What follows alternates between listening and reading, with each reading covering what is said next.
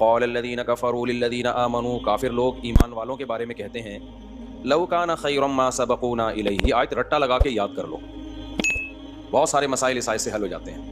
وہ کہتے تھے لو کان خیرا، اگر یہ اسلام کوئی خیر کی چیز ہوتی، ما سبقونا الیہ، تو یہ جو ایمان لائے ہیں نا لوگ، یہ ہم سے پہل نہ کرتے. کیا مطلب؟ ایمان جو لائے تھا ان کو کیا کہا جاتا تھا؟ صحابہ. وہی تھے نا صحابہ. صحابہ جو ایمان لائے تھے، جن میں حضرت ابو ہریرہ، عبداللہ بن مسعود، سیدنا ابو بکر، سیدنا عمر، حضرت عثمان، حضرت علی، عبد الرحمن ابن عوف، بہت سارے صحابہ تھے، انس ابن مالک، جو مشہور صحابہ ہیں، حضرت ابو درداء.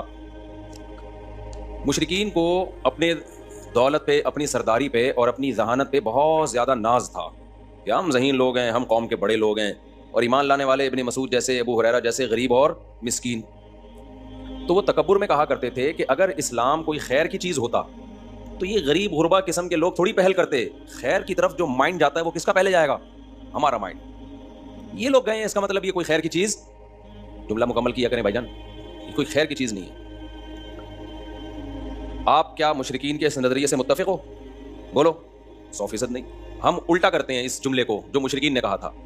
ہم کہتے ہیں لو کان خیرن، کوئی اگر خیر کی چیز ہوگی، سبق لسبقونا، لام تاکید کا ہے. وہ کہتے تھے ما سبقو، وہ ہم پہ سبقت نہیں کریں گے، ما کا معنی نہیں. ہم کہتے ہیں لسبقونا الیہ، وہ یقیناً ہم پہ پہل کریں گے. اس سے بدعت کا پورا دروازہ ہمیشہ کے لیے بند ہو گیا. کوئی خیر کا کام ہے صحابہ نے نہیں کیا، اٹ مینز وہ خیر کا کام نہیں ہے. ہمارا نظریہ مشرکین والا نہیں ہے.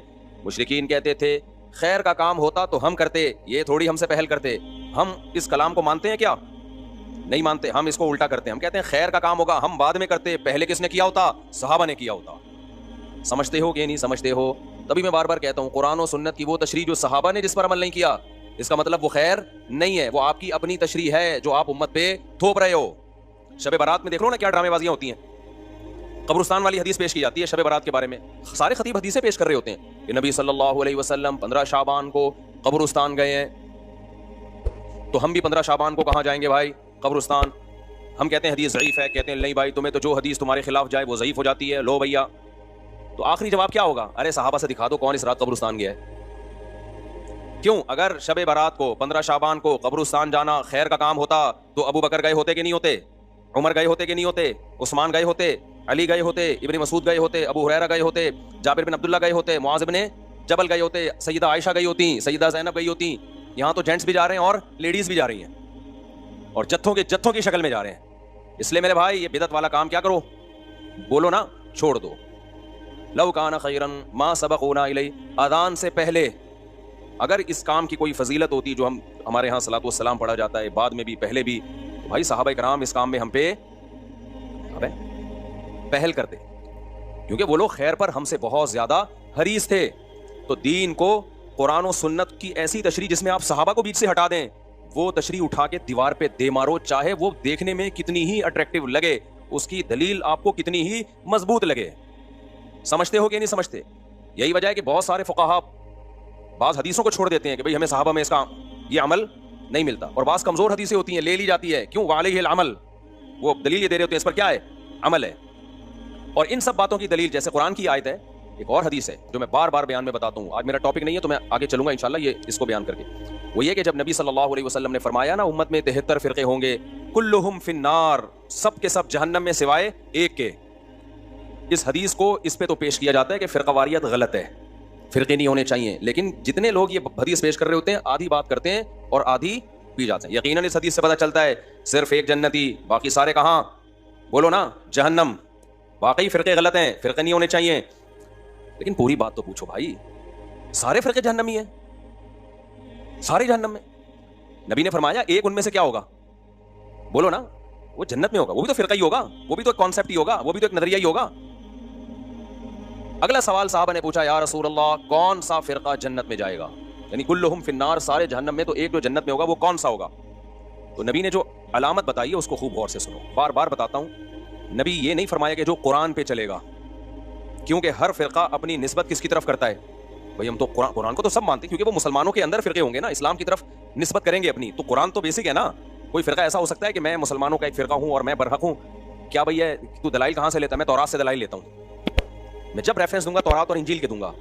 لوگ کہیں گے یار تو جڑ سے ہی ختم ہو گیا. اس لیے قرآن کے نام پہ تو ہر شخص کوئی صحیح تشریح کرتا ہے اور قرآن کے نام کا کوئی منجن بیچتا ہے. اس لیے نبی نے یہاں قرآن کا نام نہیں لیا. یقیناً قرآن پہ چلنا ہی والا ہی برحق ہوگا, لیکن یہاں نبی تو بتا رہے ہیں نا کہ ان 73 میں ٹھیک کون سا ہوگا, تو اس کی سلیکشن کا آسان طریقہ بتایا جائے. اگر آپ بتا دیتے جو قرآن پہ چلے گا تو ہر شخص دعویٰ کیا کر رہا ہے؟ قرآن. پروفیسر غامدی صاحب بھی کہتے ہیں میں قرآن کو مانتا ہوں. وہ حضرت عیسیٰ کی موت کے دلائل بھی قرآن سے دے رہے ہوتے ہیں, حالانکہ قرآن سے ان کی موت کے دلائل, لیکن باتوں کو گھما دیا. پبلک کو تو نہیں قرآن کی سنت کا زیادہ پتا ہوتا. تو نبی نے کیا فرمایا؟ یہ بھی نہیں فرمایا کہ جو حدیث پہ چلے گا, اس لیے کہ بہت سے لوگ اپنی نسبت کہاں کر دیتے ہیں؟ حدیث کی طرف. لیکن حدیث کی وہ ایسی تشریح کر رہے ہوتے ہیں جو صحابہ سے ثابت نہیں ہوتی.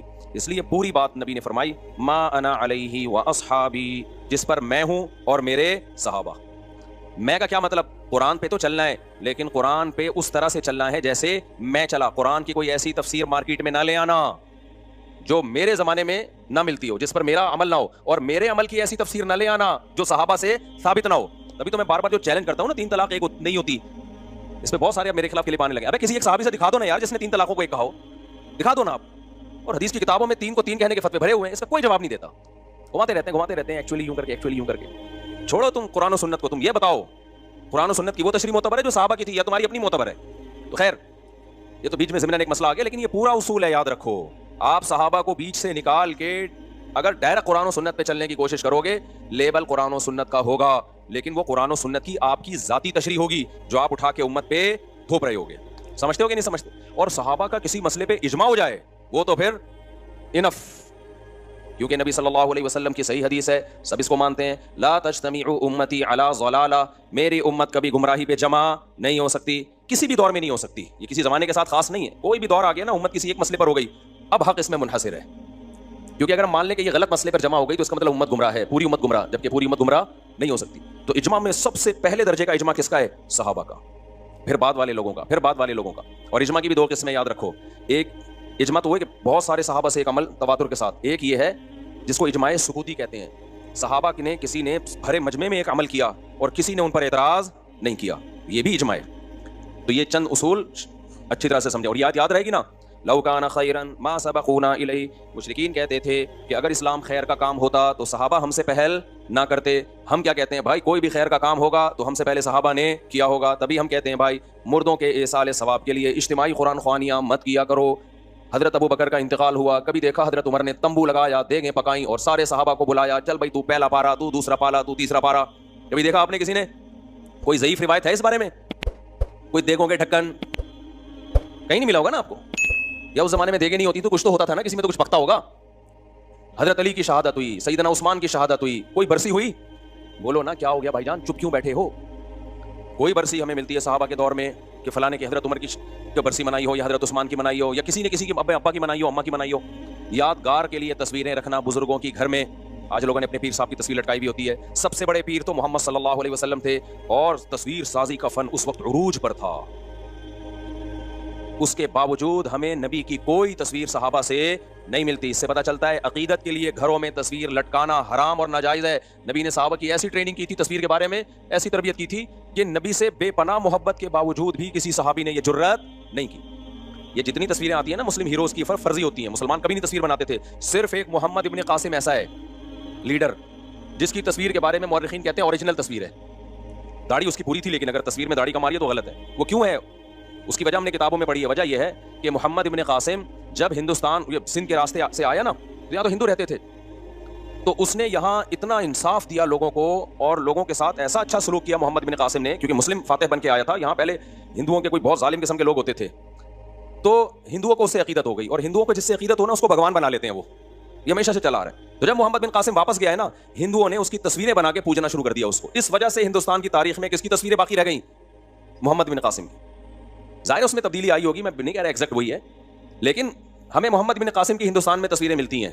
وجہ اس کی ہے کہ ہندوؤں کے ساتھ اس نے اتنا اچھا سلوک کیا, اتنا اچھا سلوک کیا.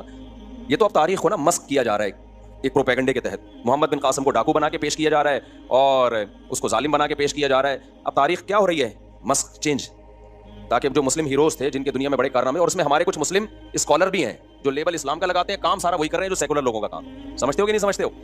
تو اس سے بھی پتہ چلتا ہے بھائی گھروں میں بزرگوں کی باپ دادا کی تصویریں بولو مت لگایا کرو. اس سے بھی ہمیں پتہ چلتا ہے کہ اگر میرے بھائی 12 ربیع الاول منانا, میں اسی اسٹائل میں کہوں گا نا جس اسٹائل میں تقریریں ہوتی ہیں, اگر 12 ربیع الاول کا حلوے مانڈے اور اس میں جو کچھ ہو رہا ہے, یہی ہو رہا ہے نا, ناچ رہے ہیں, گا رہے ہیں اور حلوے مانڈے بانٹ رہے ہیں, اگر یہ خیر کا کام ہوتا تو صحابہ نے ہم سے پہلے کیا ہوتا. پوری اسلامی تاریخ اٹھا کے دیکھ لو, صحابہ, تابعین, تبع تابعین, چاروں ائمہ, مجتہدین, امام بخاری, امام مسلم, امام ابو داؤد, جتنے محدثین فقہا گزرے ہیں, کہیں بھی ہمیں اس کا 12 ربیع الاول ان کی زندگی میں آیا اور کچھ بھی انہوں نے کیا ہو اس کا بھی ثبوت نہیں ملتا. کچھ بھی نہیں. ان کی زندگی میں جو حیثیت 11 تاریخ کی تھی وہی کیسی تھی, وہی 12 کی تھی اور وہی 13 کی تھی. فقہی کتابوں میں جو اسلامک لا لکھا ہوتا ہے نا صدیوں سے, اس میں 12 تاریخ کا کوئی ایک حکم بھی الگ سے بیان نہیں کیا گیا کہ اس دن یہ کرنا زیادہ ثواب, حتیٰ کہ اس دن درود شریف کثرت سے پڑھنا بھی زیادہ ثواب نہیں ہے, عام دنوں کے جیسے ثواب ہے. جمعے کے بارے میں آتا ہے حدیث میں کہ درود شریف پڑھنے کا ثواب, صحیح حدیث صحیح ہے. ابے جمعے کے بارے میں آتا ہے کہ درود شریف پڑھنے کا ثواب جمعے کے دن عام دنوں سے زیادہ, جبکہ نبی کی پیدائش کا دن جمعہ تھا یا پیر تھا, پیر, لیکن ثواب کس دن زیادہ رکھا, جمعے کا. اسی وجہ سے ہم نے بہت سارے علماء کو دیکھا ہے جمعے کے دن عصر سے مغرب تک درود ہی پڑھتے ہیں, وہ درود شریف پڑھتے ہیں وہ, یا اور کسی بھی ٹائم پہ درود شریف کی کثرت کرتے ہیں. حالانکہ پیدائش کس دن ہوئی ہے نبی کی, پیر کے دن ہوئی ہے. پیر کے دن آپ نے نہیں فرمایا کہ درود شریف کا ثواب زیادہ ملتا ہے. تو میرے بھائی اپنے آپ کو پابند کرو قرآن و سنت کی وہ تشریح جو صحابہ. تو 12 ربیع الاول کے حلوے مانڈے ہمیں کہیں بھی نہیں ملتے, اور نہ یہ عرس قوالی. صحابہ کے دور کے کسی مشہور قوال کا نام تو بتاؤ ہے بھائی, کوئی صحابہ کے دور میں کوئی بہت مشہور قوال ہو جن کی قوالی سننے کے لیے صحابہ کرام جایا کرتے. کوئی عرس ہوا ہے صحابی کے دور میں ہے بھائی, کوئی عرس ہو رہا ہو کہ جی, یا آج کل نا وہ بھی آ رہا ہے انٹرنیٹ پہ بڑی چیزیں آ رہی ہوتی ہیں, وجد آ رہا ہے, اچھل رہے ہیں دائیں بائیں, کوئی ایک دم ہوا. تو کوئی صحابہ کے دور میں کسی کو وجد آیا کہ جی وہ قوالی چل رہی ہو, دھمال ہوا, اور وہ حضرت عمر تو رکھ کے تھپڑ لگاتے اگر کسی کو ہوتا نا ایسے کہ انسان کا بچہ بن کے بیٹھ گیا, کیا کر رہے تو یہاں, کیا ڈرامہ لگایا ہوا یار, یہ کیا پن لگا کے رکھا ہوا ہے. وہی کلپ چلا دو اس کے ساتھ, جب بھی کوئی ایسی قوالی میں اچھل کود کر رہا ہوں نا تو لندن والے کا وہ کلپ لگا دو, کیا پن لگا کے, وہ پورا جملہ مسجد کی وجہ سے میں نہیں کہہ پا رہا, کیا پن لگا کے رکھا ہوا ہے, وہ چلا دیا کرو ساتھ میں. تو یہ عرس ہو گئے, قبروں پہ قوالیاں ہو گئیں, دھمال ہو گئے, اور یہ جو ٹوپی ڈرامے ہو رہے ہیں, اور بیچارے بن سج کے شب برات کو قبرستان جا رہے ہوتے ہیں. چھوڑ دو میرے بھائی یہ کام, قبرستان جب تمہیں پٹے پہ ڈال کے لے کے جائیں گے نا وہی ٹھیک ہے. اس سے پہلے جانا ہے دن میں جاؤ, قبرستان رات کو جانے کا موقع نہیں ہے, دن میں جاؤ اور تنہائی میں جاؤ. نبی صلی اللہ علیہ وسلم نے فرمایا فزورها فانها تذکر الاخرہ, قبرستان جایا کرو, اس سے آخرت کی یاد تازہ ہوتی ہے. وہاں جا کے کیا کرنا ہے, مرحوم جتنے ہیں ان کے لیے دعا کرنی ہے. سب سے پہلے تو ان کو سلام کرنا ہے, السلام علیکم یا اہل القبور, اے قبر والو تم پر سلامتی ہو. اس کا مطلب یہ نہیں کہ وہ قبر والے سن رہے ہوتے ہیں, وہ تو اللہ پہنچا دیتا ان کو سلام. تو یا اہل القبور یہ اختلافی مسئلہ ہے, اس میں پھٹے میں نہ پڑ جانا. یا اہل القبور, اے قبر والو تم پر سلامتی ہو. آگے جملہ بڑا ڈینجرس ہے, وہ بھی بول لیا کرو, انتم لنا سلف, تم پہلے چلے گئے, ونحن وإنا ان شاء اللہ بکم لاحقون, اور ونحن بکم خلف, اور ہم تمہارے بعد آنے والے ہیں. وإنا ان شاء اللہ بکم لاحقون, اللہ نے چاہا تو عن قریب ہم بھی یہیں پہنچنے والے ہیں. بہت ڈر لگے گا, کب کب آنے لگو گے, کیا باتیں کر رہا ہوں میں, لیکن بھائی ایسا تو یہ تو ہوگا.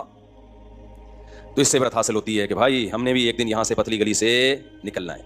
تو یہ کام کیا کرو قبرستان میں جا کے. اور یہ جتھے بنا کے جانے میں, جتھوں میں تو کیا ہوتا ہے, گپیں لگ رہی ہوتی ہیں, اور سنا یار یہ گھڑی کہاں سے خریدی, موبائل وہی پرانا چل رہا ہے, ابھی تو نیا آ چکا ہے. تو کیا عبرت حاصل ہوگی میرے بھائی. اور زیادہ عبرت حاصل کروانی ہے تو کوئی بندہ پیچھے بٹھا دو, جب آپ جاؤ نا بولو السلام علیکم یا اہل القبور, واپس وہاں سے آواز آئے وعلیکم السلام بھائی عبد الغفور. پھر جو عبرت حاصل ہوگی انشاءاللہ سارے صغیرہ کبیرہ گناہ سے توبہ کی ہمیشہ توفیق مل جائے گی, کہ آپ کو لگے گا کہ قبر سے رپلائی آ گیا. پھر تو ایسا انسان کے بچے بنو گے نا ساری زندگی. تو خیر یہ آیت یاد رکھیں, جتنی بدعتیں ہیں تو سب اسی میں داخل ہیں. تو چھوڑ دو ان بدعتوں کو میرے بھائی, سیدھا سیدھا صاف ستھرا ملت بیضاء جو اللہ اس کے رسول نے ہمیں دیا ہے, صاف ستھرا دین, تو جو نبی صلی اللہ علیہ وسلم اور صحابہ سے منقول ہے. یہ محرم میں بھی یہی ہے. ہمارے نبی صلی اللہ علیہ وسلم نے نوحہ کرنے سے منع کیا ہے. صحیح حدیثیں جن پر لعنت کی گئی ہے. اہل بیت کبھی بھی میتوں پہ چیخے نہیں مارتے تھے, کبھی بھی نوحے نہیں کرتے تھے, صبر کر کیا ہے انہوں نے. تو ہمیں بھی کیا حکم ہے میرے بھائی, نہ ہم نے برسیاں منانی ہیں, اور نہ ہم نے گریبان چاک کرنے ہیں, نہ ہم نے سینوں کو پیٹنا ہے. اور ویسے بھی شہید تو زندہ ہوتا ہے, اور ہم زندہ جاوید کا ماتم نہیں کرتے. سمجھتے ہو کہ نہیں سمجھتے؟ تو ہم نے بھائی صحابہ کو فالو کرنا ہے, ہمارے پاس جو دین چلا رہا ہے. اور پھر بار بار کہتا ہوں کسی کے مسئلہ کو چھیڑو نہیں, اپنے کو چھوڑو نہیں.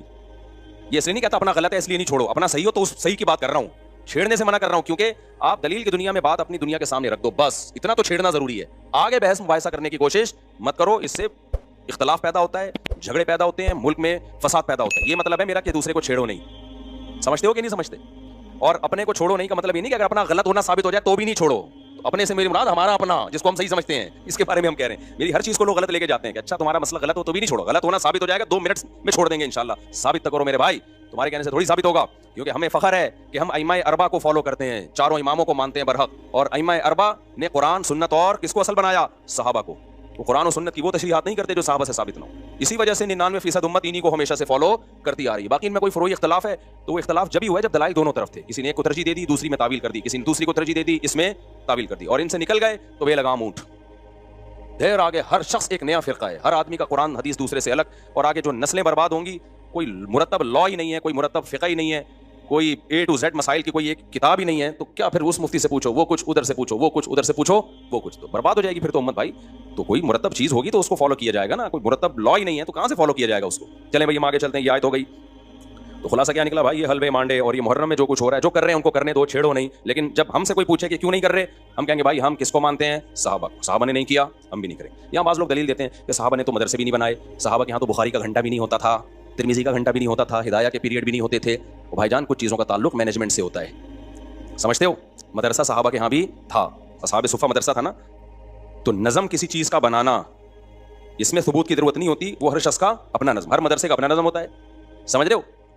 पहला पीरियड किसी के यहाँ बुखारी का होगा, दूसरा तिरमिज़ी का, किसी के यहाँ पहला तिरमिज़ी का होगा, दूसरा बुखारी का, किसी के यहाँ 1 घंटे का पीरियड होता है, किसी के यहाँ 45 मिनट का होता है, किसी के यहाँ देसी स्टाइल होता है, पीरियड सिस्टम ही नहीं होता, सिस्टम होता है उनके यहाँ। खैर, तो ये मैनेजमेंट से इन चीज़ों का ताल्लुक। इसकी मिसाल है जैसे घड़ी, अब हमने लगा दिया 8:30 बजे ईशा की नमाज होगी, कोई कि सहाबा के दौर में तो घड़ियाँ नहीं होती थी। अब भाईजान ये सवाल क्या है, तो घड़ी ईजाद ही नहीं थी तो होती कहाँ से? जबकि रबीउल अव्वल तो सहाबा के दौर में भी था, या तो आप कहते हैं रबीउल अव्वल ईजाद ही अब हुआ है, तो उस दौर में भी था, अब भी है।